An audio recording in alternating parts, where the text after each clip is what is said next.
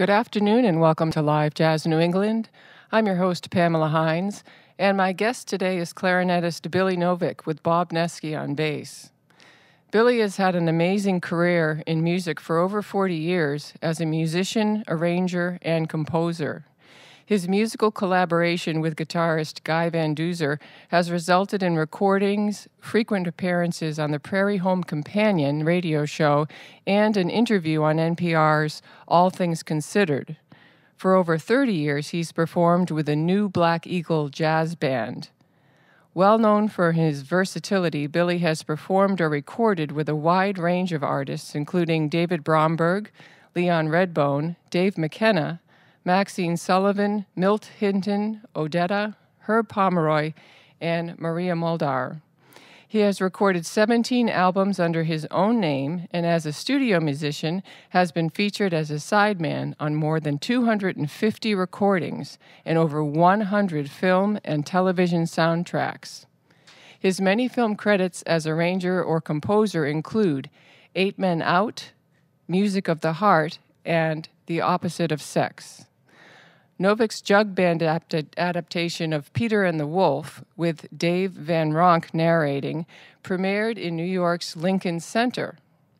He's also composed extensively for modern dance, and his 2 full-length ballet scores, The Great Gatsby and The Sun Also Rises, debuted at the Kennedy Center to sold-out houses and rave reviews. He and Bob are here today to play for you live, so let's get started with the music. They're going to start with It Could Happen to You.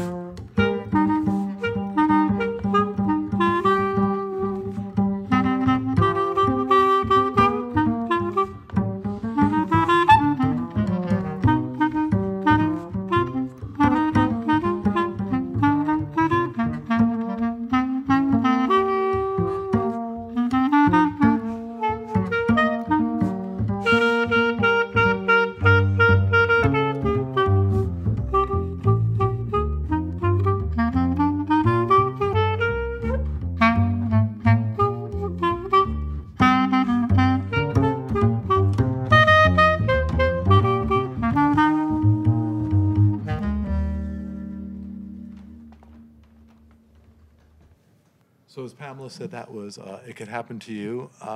Bob and I started playing about 7 or 8 years ago, and at the Franklin Cafe in Gloucester. We've done it either every Tuesday or every other Tuesday for that amount of time now. And one of the things that's great is we get to interact totally. It's like totally spontaneous. We do standards just so people sort of know some of the tunes and stuff, but it's in a way we can feel like we can sort of play anything and sort of be able to put our little imprint on it. And we're going to do a Leonard Bernstein tune. This is called Some Other Time, which we've actually come up with a bit of an arrangement for. So here we are, Some Other Time.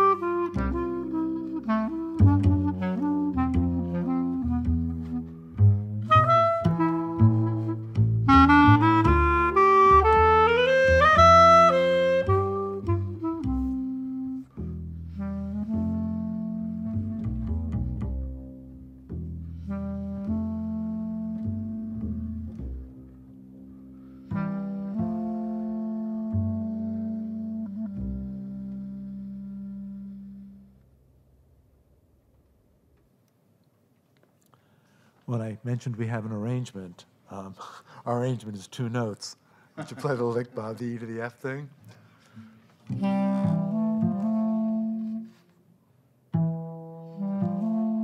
That's our arrangement, which is a lot for us, actually.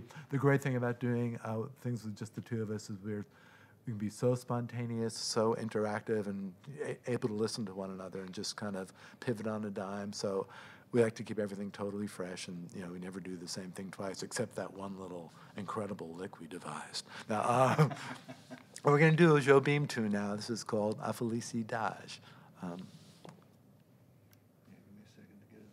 right, and the other thing is a lot of times we'll play tunes and we won't even have like specific solos. It won't be like I play ahead and I play solo and Bob solos. We'll just play totally interactively the whole time. We'll probably do that on a number of the second half of the show when you've realized we can actually keep the form and play normal too. So here we go, Felicidade.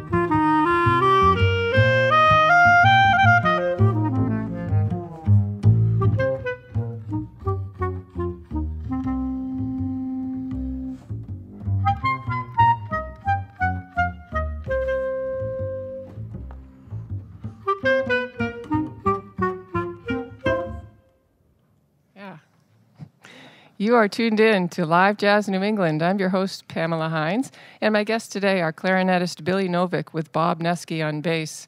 And Bob received his master's in composition with honors from New England Conservatory in 1981. He was a bassist with the Jimmy Giuffre 4 from 1979 to 1992, and he appears on Jimmy's 3 Soul Note recordings. He's also recorded with Alan Dawson, Dave Griesman, Stefan Gropelli, George Russell, Herb Pomeroy, Charlie Bird, Eartha Kitt, Tiger Okoshi, Dakota Staten, and on and on. And his numerous recordings of his own groups from the Bob Nieske 4 to the Bob Nieske 10. He currently teaches at Brandeis University and New England Conservatory. And Bob, I have to ask you about working with Jimmy Giuffre. With Stockbridge, actually, the last exit on the Mass Turnpike. And he invited me to study with him, which was amazing. He never charged me anything, and he said, "Can you come out to the house on Saturdays and study composition with me?" And I said, "Yeah." So I would go out I went out every weekend, and his wife Juanita was also studying with him, so we would have joint lessons that would go for hours, and we'd have some dinner, and then I'd head home, and I have them all recorded on I had a really terrible little cassette recorder, but he encouraged me to record them, and I did, so I have them all, and I haven't gone back and listened to them in a while, but that would be a good thing to do. I kept my books. I've got all my notebooks, and he was really into, he had studied with this composer, Dr. Wesley LaViolette, from the West Coast when Jimmy was out there. And his main thing was line writing. Everything was counterpoint. And everything was, all of the vertical harmonies and things were a result of the lines that were happening. And one reason why I love playing this way with Billy is, first of all, Jimmy was a clarinet player, so sometimes I close my eyes and it feels like I'm back with Jimmy. Just the tone of the wood of the clarinet and the wood of the bass, and also there are no chords going on, so it really has it's really a linear thing, and any kind of harmonic, you get all these interesting harmonic situations because of the juxtaposition of the two lines. So I really feel at home with my man Billy here. Right? So Likewise, as a matter of fact, we've sometimes done it with a singer, Maggie Galloway. Again, just the bass, clarinet, and Maggie, so that we have actually 3-way counterpoint. And it's like, we're not thinking we're sort of playing counterpoint, it's just you're playing lines, and obviously I'm responding to what Bob does, and he's responding to what I do and stuff, so it becomes counterpoint. But we're keeping the form, we're keeping the changes, we're keeping everything about the song intact, except there's that sort of, just nothing to sort of interfere with the counterpoint, basically. Not that a piano or guitar interferes with the counterpoint, but it changes the nature of the music. I personally love this sound because I've always loved harmony stuff, and I get to sort of play my own changes in a way. I get to put the chords in there. I'm also into the thing with the clarinet about playing it not so much like a saxophone, like a lot of jazz clarinet players do, but really taking advantage of the structure, the way the clarinet's built, to be able to sort of play something and answer myself with it. So I may play a melodic line in the upper register and kind of answer with a sort of filling in the chord, let's say, in the low register. So it's like I've tried that a couple of times with harmonic instruments. It just sort of gets too cluttered and stuff. So I love this space, and actually sometimes when I play with like a harmonic instrument now, I feel kind of almost like musically claustrophobic. Still call me for gigs, piano players, but just like it's a very different vibe. I noticed on Felicidad that you did the upper, you stated your melody or your improv there, and then you went up an octave. It wasn't necessarily a question and answer, but I kind of got the idea of what you're talking about there with even within your own Q&A musically, what was happening. Very really observant. The other thing is sometimes clarinets get such a big range. I like playing the melody in a bunch of different octaves. The same way you might hear like a piano playing, let's say a piano trio, the piano player might play the head, play one phrase in one octave, then play the next phrase an octave higher, something like that. And so I do that on the clarinet a lot too, although I don't know if I did it in the 3 songs we played. But So Bob was mentioning off air that Jimmy was a purist. I'm not a purist, so no way to confuse the two of us that way. So I guess I was going to ask, that was my question, but Bob, can you explain what you meant when you described Jimmy Giuffre as a purist? Yeah, sure.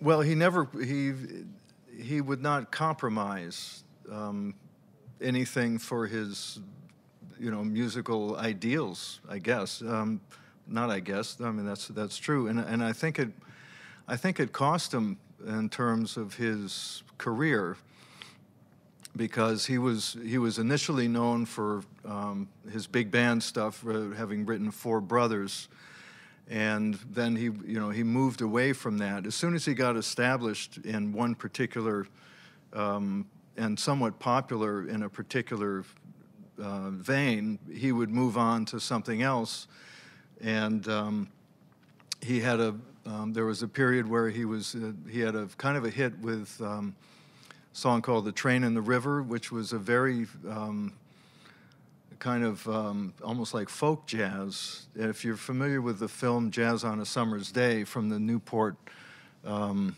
Jazz Festival, he plays that at the beginning of that movie with Bobby Brookmeyer and Jim Hall.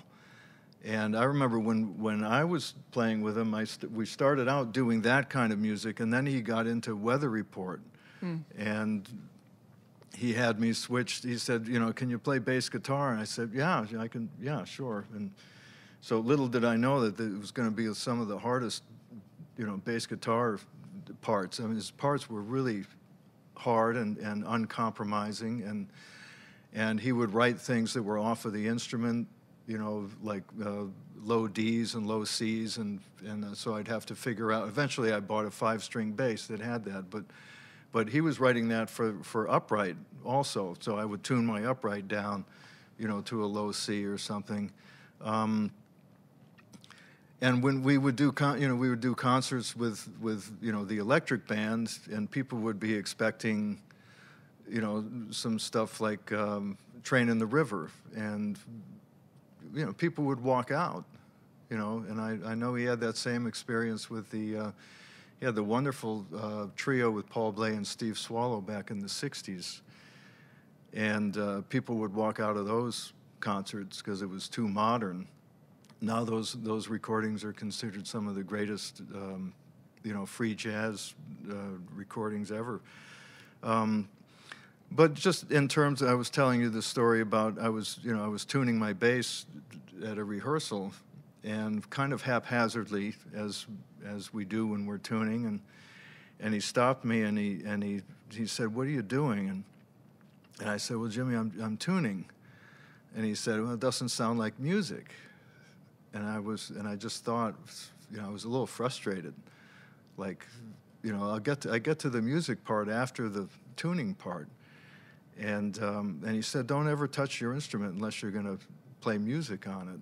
And I didn't really understand what he was talking about until later. And now I understand that everything that we do or listen to is a teacher in some ways. So if there are times when you play your instrument haphazardly, then it becomes easier for you to play haphazardly, even when you're supposed to be playing music. It just gets easier to compromise, and he wouldn't allow you to compromise about anything.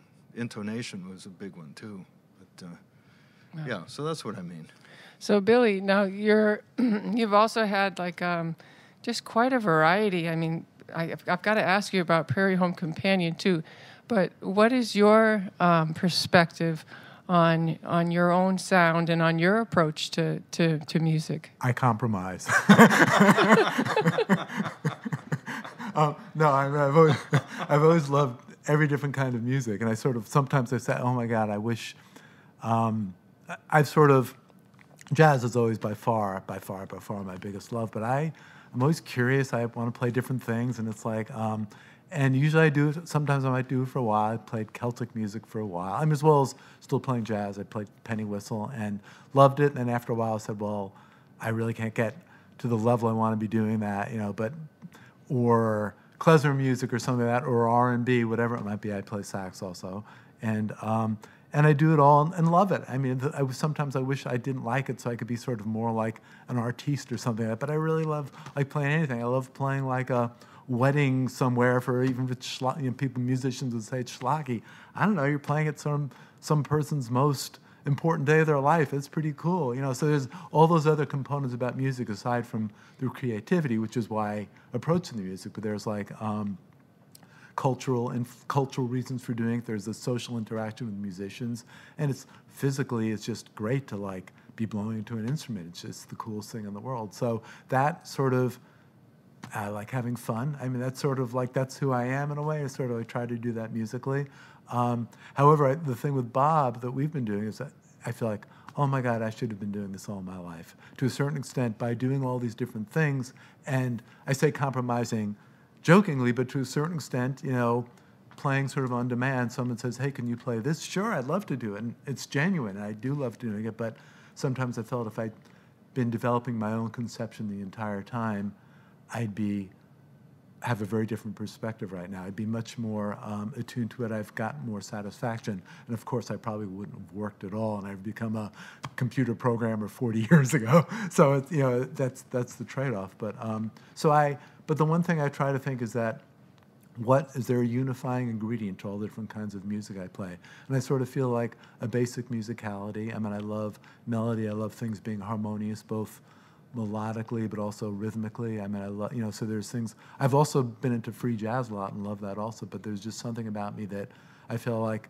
I don't have tons of technique. That's not my thing so much, but I sort of value the creativity and sort of the soul of playing music. I feel like everything I do, even if I don't do it that well, I'll try to play sincerely and soulfully and, hopefully fill in the blanks, as I get more familiar with the type of music. So that's always my first reason for playing the express. A lot of musicians don't like sort of downplay, particularly jazz players sometimes downplay the expressiveness in the music, and sort of because they talk about chops and technique and reharmonizing chords, and you hear this. And for me, it's all about the expression. I feel if you can't play like emotionally, not even touching someone else, just even playing sort of emotionally for myself, feeling like I'm sort of saying something that sort of has meaning to me. For me personally, I should probably be doing something else, I think that there's a great intimacy with this duo here, this sound. I mean, what I get when it's just the bass, acoustic bass, and the clarinet, is just the absolute integrity and the whole span of things that the instrument can do, in addition to all the musicality that's present in this duo, all this incredible, intense music too. But there's just so much you miss sometimes when there's in a larger group, in a larger setting. So this duo album that you released is Interspace? Inner Space. Yeah. What year did that come out? This past June. Okay, great. So it's a terrific testament to this smaller format. It's wonderful. So, well, the thing I love about this, and I miss in other kinds of playing, is just every little gesture has meaning. Every musical gesture, you can do so many nuanced things, and I understand you can't do that when I'm sort of trying to play over a rhythm section, which is also tons of fun and exciting. But the idea that every note you play is significant. That's really cool. Yeah, it's really refreshing. So I have a couple other questions, but I do want to get back to the music too. Would you like to play a few more tunes here? Sure. Sure. Gonna do Poor Butterfly? Yeah, we're going to do something. This is great because not that many people play clarinet, which is good for me, I guess. But people always say, they say clarinet, they think Benny Goodman. Benny Goodman's an amazing clarinetist, like just an incredible player and all that. But he's not been like a huge influence on my playing. Every clarinet appreciates and sort of learns stuff from Benny, obviously. But my influence has been more like early jazz New Orleans players, and also sort of more like sort of experimental sort of sax players and stuff like that. So, but they see clarinet, hey, Benny Goodman. So we're going to play a tune that was associated with Benny Goodman. Okay. This is a A flat? yeah, A flat, Poor Butterfly. And this is out of love for Benny too. 1, 2.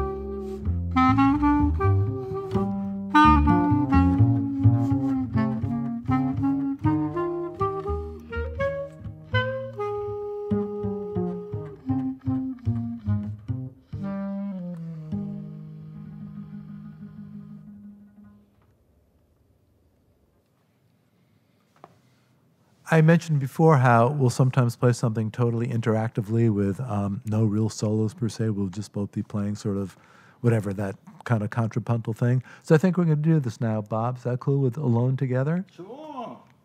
You know, one of the things that's about sort of, I do play a lot of standards, and both Bob and I write a lot of music. Bob writes incredible sort of big band stuff and stuff for small groups and jazz things. But my feeling is also that, and I write a lot of stuff, but the kind of approach we have, just trying to be creative and sort of in the moment interactive, you can play anything. It doesn't matter what the tune is. There's no like better tune or worse tunes. I like some older tunes that people might consider hokey. I think later on we'll do like Bye Bye Blackbird, but it's like they're all great music. The ones that have become really well-known are well-known probably mostly for a reason. And that, again, what we do, we can do with any, you know, I feel like we can do theoretically with any song.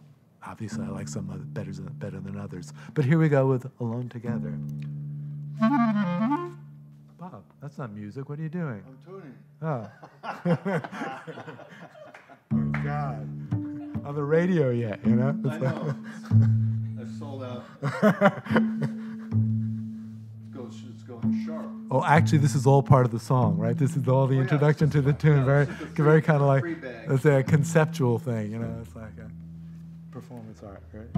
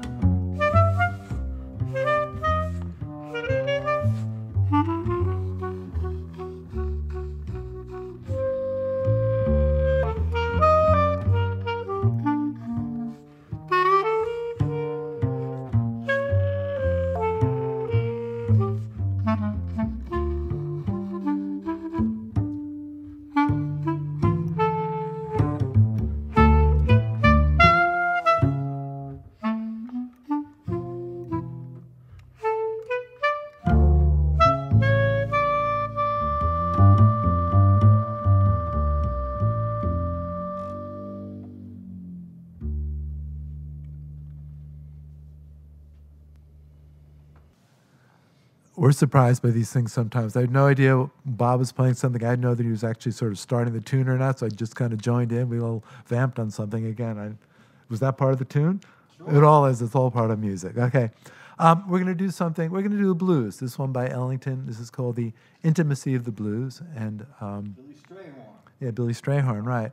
And again, sort of hopefully take advantage of the openness that we have just with the two of us to maybe, do something, maybe different things rather than just kind of play it like you might hear a regular blues being played. I have no idea what this is going to be, but we'll try it or not.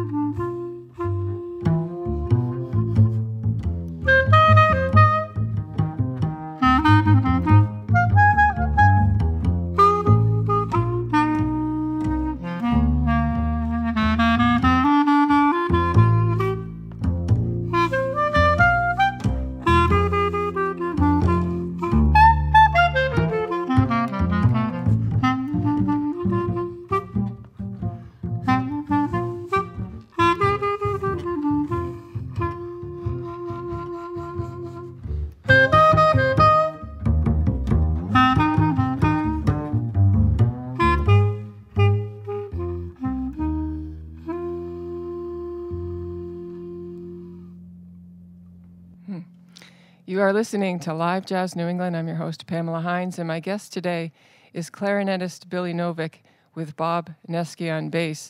You know, I have to ask this question. Are there sayings or things that you heard as a youth from veteran musicians to you at the time, and now you've got 3 decades of musicianship under you? Do you understand some of the things they said to you more now, coming from your perspective now, 30 years later? Yes. Don't go into music. Yeah, I definitely understand that part. No, that, I felt when I was young, sort of like older players, this is going to sound like totally like we've like lost our musical vision, but the old less is more thing, that people judge you more universally on general musicianship rather than chops or even great ideas. Yes. I tell my students, I don't teach that much, but I tell them, you'd be shocked, first of all, how viciously musicians judge one another, and it's not like meanly, it's just a necessity to sort of like determine who you're playing with and, what you can try and stuff like that, what ideas you can do, what they'll be able to do, and if you can recommend someone for other gigs. Vicious is probably not the right word, but definitely, no holds barred.